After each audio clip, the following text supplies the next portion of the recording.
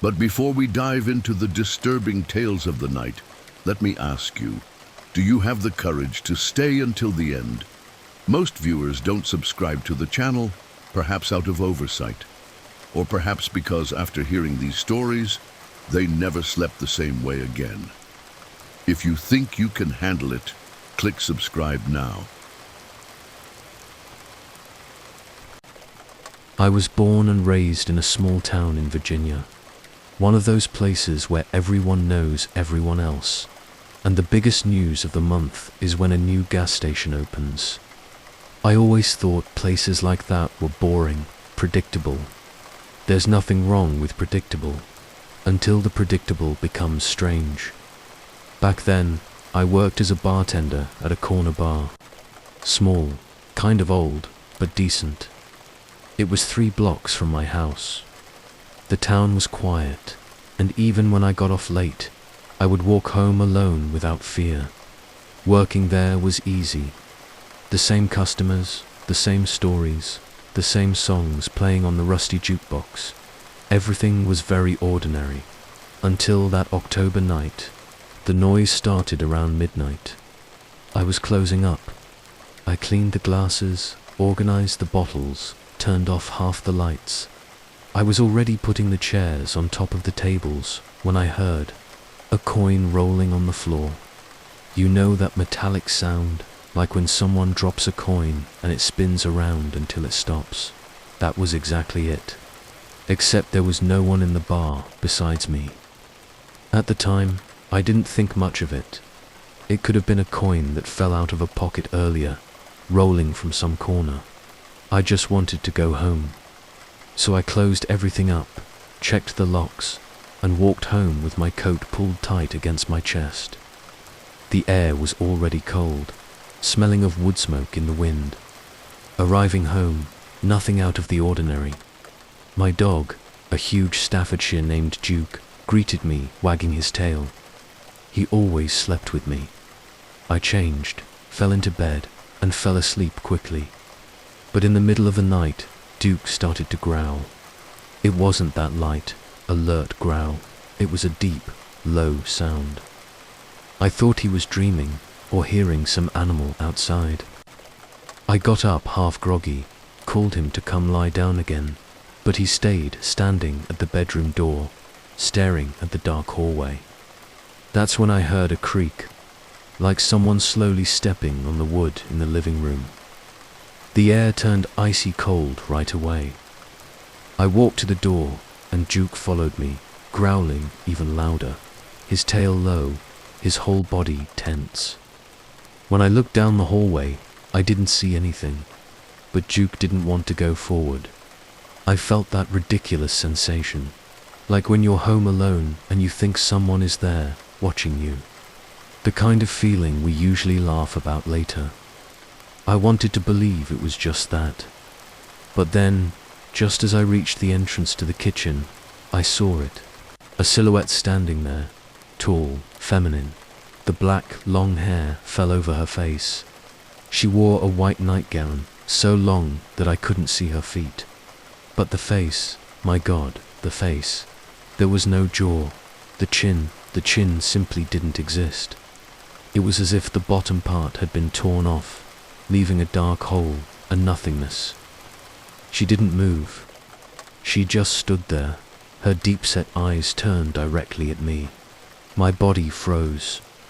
I felt my legs go weak, as if I was melting inside. Then, without warning, she raised one of her arms, extending it in my direction. She didn't say anything, but I felt as if I was being pulled toward her. I screamed. My mother and sister came running from their room. I collapsed on the floor, crying without being able to explain what I saw. The light was turned on, and of course, there was nothing there. They tried to calm me down, saying that I must have dreamed it, mixed exhaustion with some bizarre nightmare. But Duke was still there, at the door, his fur bristling, his eyes fixed on the empty hallway. I knew it wasn't a dream. The next morning, I could barely go to class.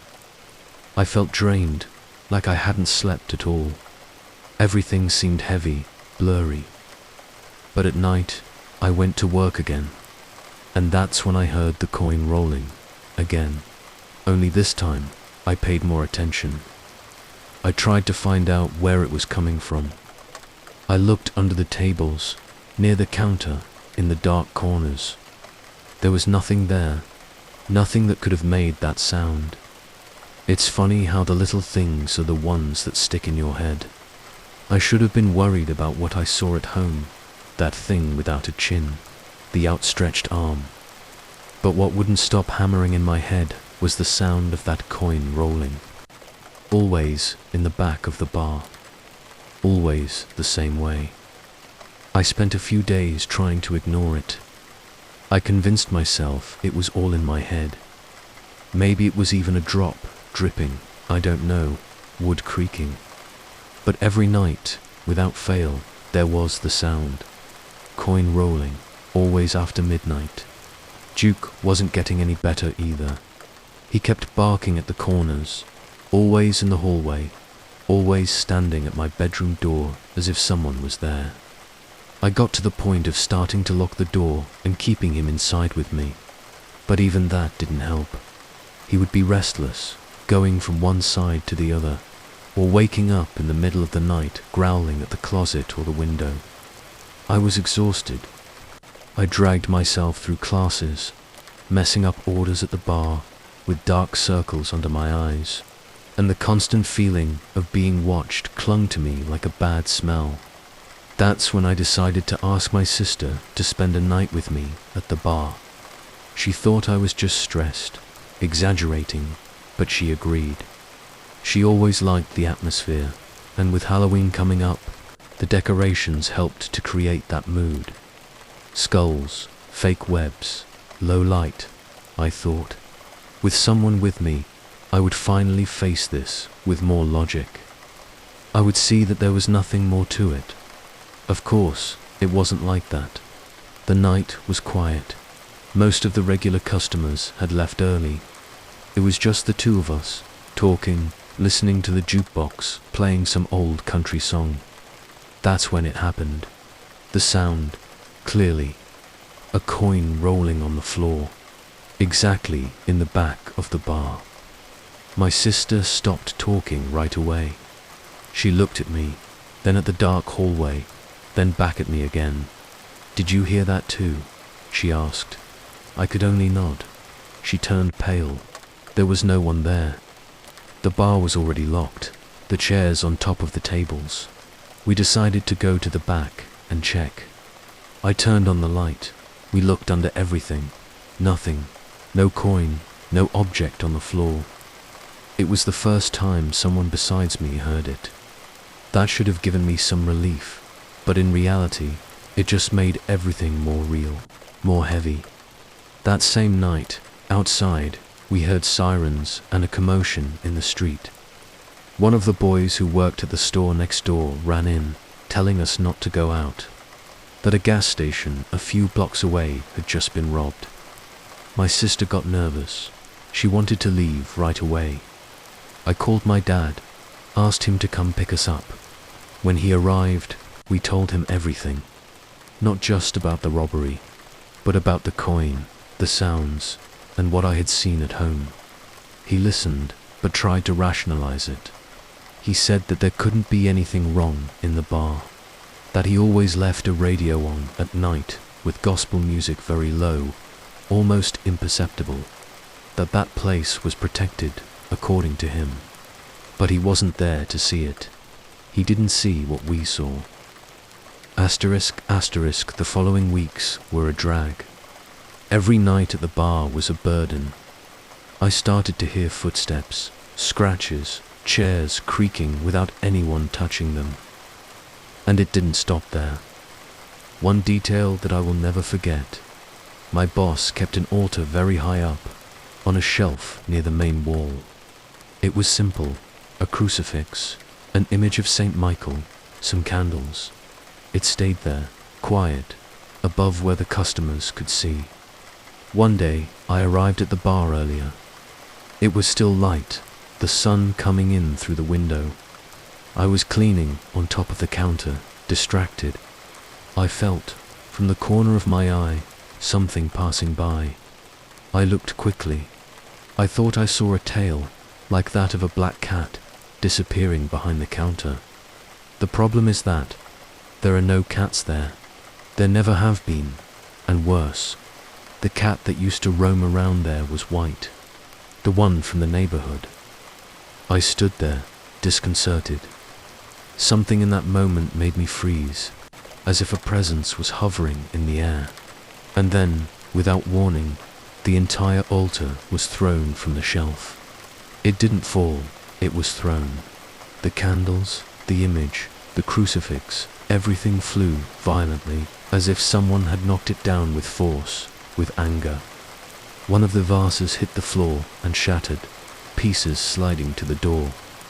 I froze. I couldn't even scream. I could only grab my cell phone and call my sister.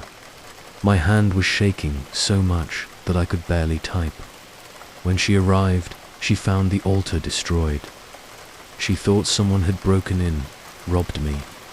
But the bar was locked, nothing touched except the altar. I explained as I could, and she herself noticed something strange. Pieces of the vase were scattered too far away, as if they had been thrown. Minutes later, my dad appeared. He tried to stay calm, but you could see in his eyes that it didn't make sense. While we were cleaning up the shards, he lifted one of the images that had fallen, the one of the crucifix. Surprisingly, it was intact, except for one thing. The head of the image was gone, simply cut off, cleanly. We searched for the head all over the bar, even outside. Nothing. Gone. My dad became tense. He said something that echoes in my head to this day. When a religious image breaks like this, without a head, it's a bad sign. It means there's something bad, and it's not far away. That night, he didn't let me go home alone. He stayed with me until I finished my shift. But I knew that it wasn't going to stop just because someone was watching. And I was right. Asterisk, asterisk, because days later, the impossible happened. I arrived for the night shift. Everything seemed normal, until I noticed something on the wood of the bar.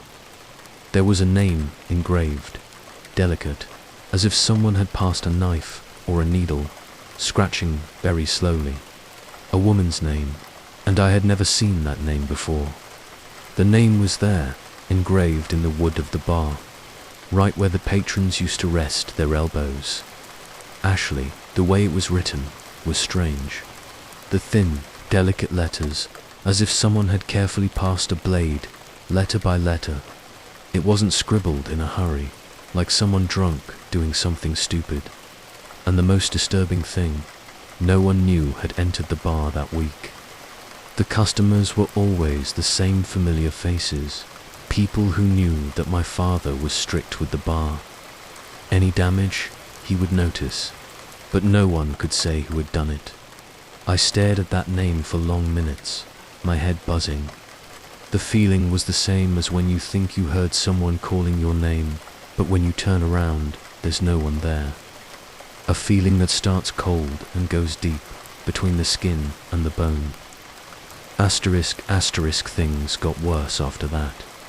I stopped trying to sleep with Duke outside the room.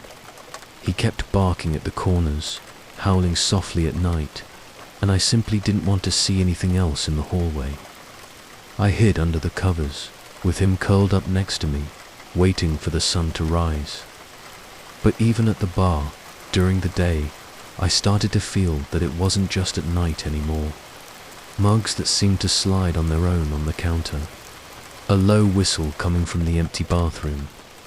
Things that I told myself were tiredness, stress, until I couldn't pretend anymore.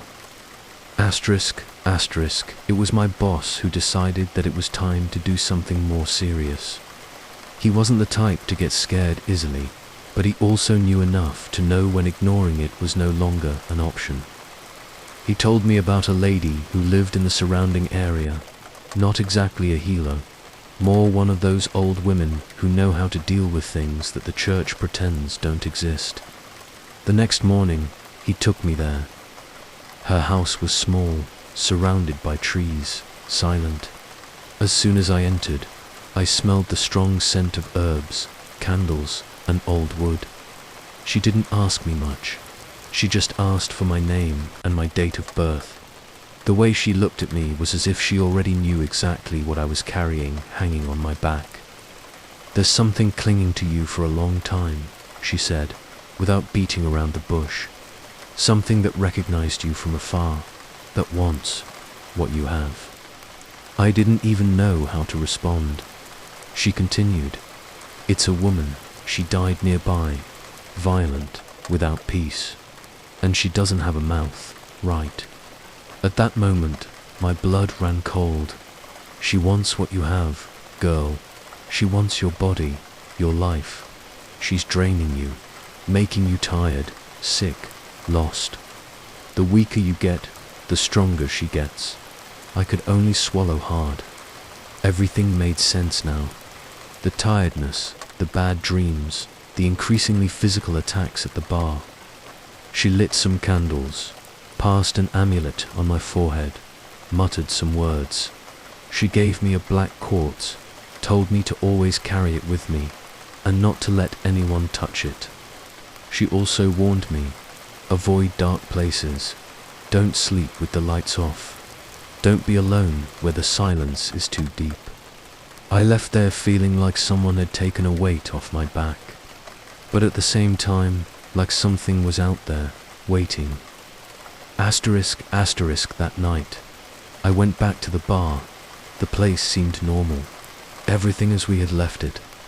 But then, right in the corner, where the oldest customers always sat, I saw something new.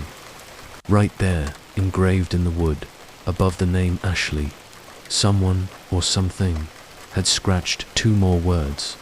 I'm here. I don't know who or what did that. After that day, my dad started closing the bar earlier. Soon after, I quit my job. My mom managed to get us to move to a new house in another part of the city, and little by little, things stopped. The quartz never left my pocket again. I never heard coins rolling again, nor did I see shadows in the hallway. But sometimes, only sometimes, when the house is too quiet and the clock strikes midnight, I'm sure I hear a faint clinking coming from somewhere distant, like a coin falling on the floor. I don't know who Ashley was. I searched for obituaries, old news from the city. Nothing. But sometimes I think it's better that way. Some things you don't need to understand. You just need to keep the light on. This story has been coming back to me strongly, as if it's begging to be told. It's about my grandmother. She was always a tough woman, one of those hard to read, with that distant look. When I was a child, I thought she was just reserved. But after I heard what happened to her, well, I began to understand that there are certain burdens that no one ever lets go of. This story began when my grandmother was 16 years old in a tiny town in rural Ohio in the 1960s. She had 6 siblings, and she was very close to her older sister, only a year older than her. Let's call her Evelyn. At that time, the two spent almost all their time together. And one summer afternoon, while their parents were out, Evelyn brought home to friends. They had found a Ouija board at the town fair, one of those really cheap ones, made of simple wood. They decided to try it out. Just bored teenagers, right? Nothing serious. My grandmother said that at first it was the usual silliness. Stupid questions. Will I get married early? Will I get rich? The board moved a little. They laughed, said one was pushing the pointer. So far, so normal. But Evelyn wanted to take it more seriously. At one point, she looked at her friends and asked, "When will I die?" My grandmother said that everything went quiet for a few seconds. as if even the air had stopped. Then, very slowly, the planchette began to slide. 2.7. They were so scared that they stopped right away, without even knowing if they closed it properly, without that thing of saying goodbye that they recommend. They just pushed the board aside and tried to get on with their day. But something changed after that. Asterisk, the following weeks brought a strange heaviness. Small things going wrong, fights at home, a charged atmosphere.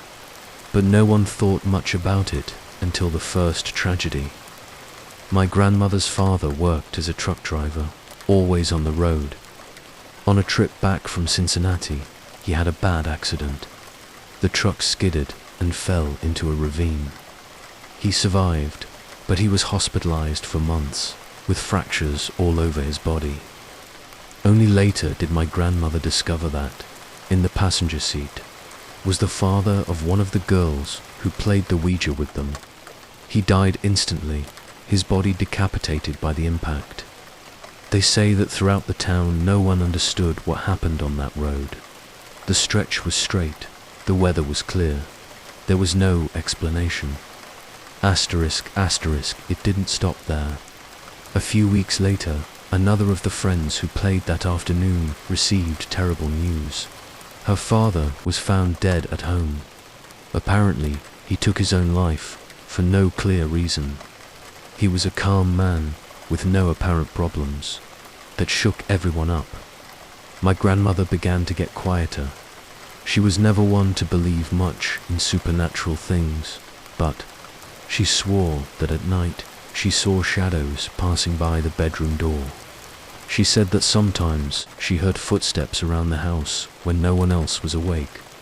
She thought that maybe it was just her mind playing tricks, until the date that the Ouija revealed began to approach. Her sister Evelyn was about to turn 27 years old. The months leading up to Evelyn's 27th birthday were strange. My grandmother told me that it was as if a fog had descended on the house. Fights for no reason, objects disappearing, the constant feeling that something was about to happen. Evelyn, on the other hand, was doing well. Married, with a small daughter, and had just given birth to her second baby. Everything seemed to be going as it should, almost as if that afternoon playing with the Ouija was just a silly teenage memory. But then came the hospital. After giving birth, Evelyn was recovering well. My grandmother went to visit her every day.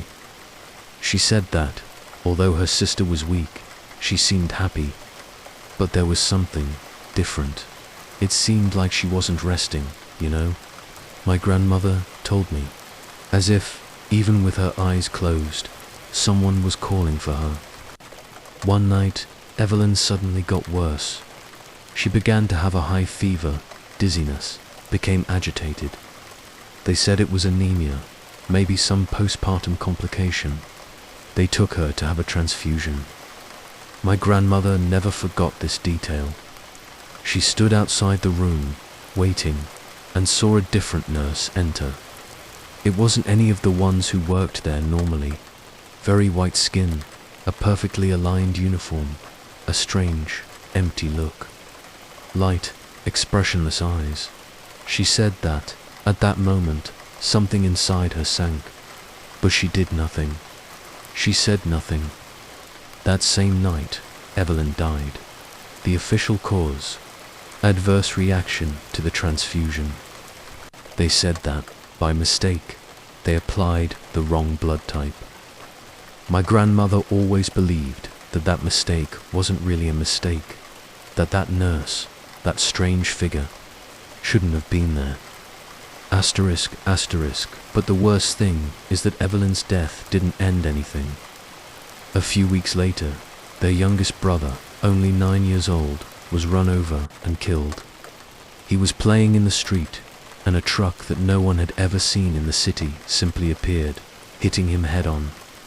After that, silence. Until years later, my grandmother learned that the two friends who had played Ouija with them had died. both victims of the same disease, stomach cancer, young, with no family history. She told me this story only once, when I was a teenager. Her voice trembled, something rare, and she ended by saying, "Never ask the Ouija when you will die. Never play with what you don't understand." Today, she's over 70. She never spoke of the matter again. She avoids any conversation about spirituality, gambling, or death. But I don't forget. And whenever I hear about someone playing with a Ouija board, I can't help but wonder, what happens when you receive an answer, and worse, what happens when it's right? Some people have asked if my grandmother or our family had more problems after that. I'd like to say no, but honestly, there are certain things that we don't say out loud.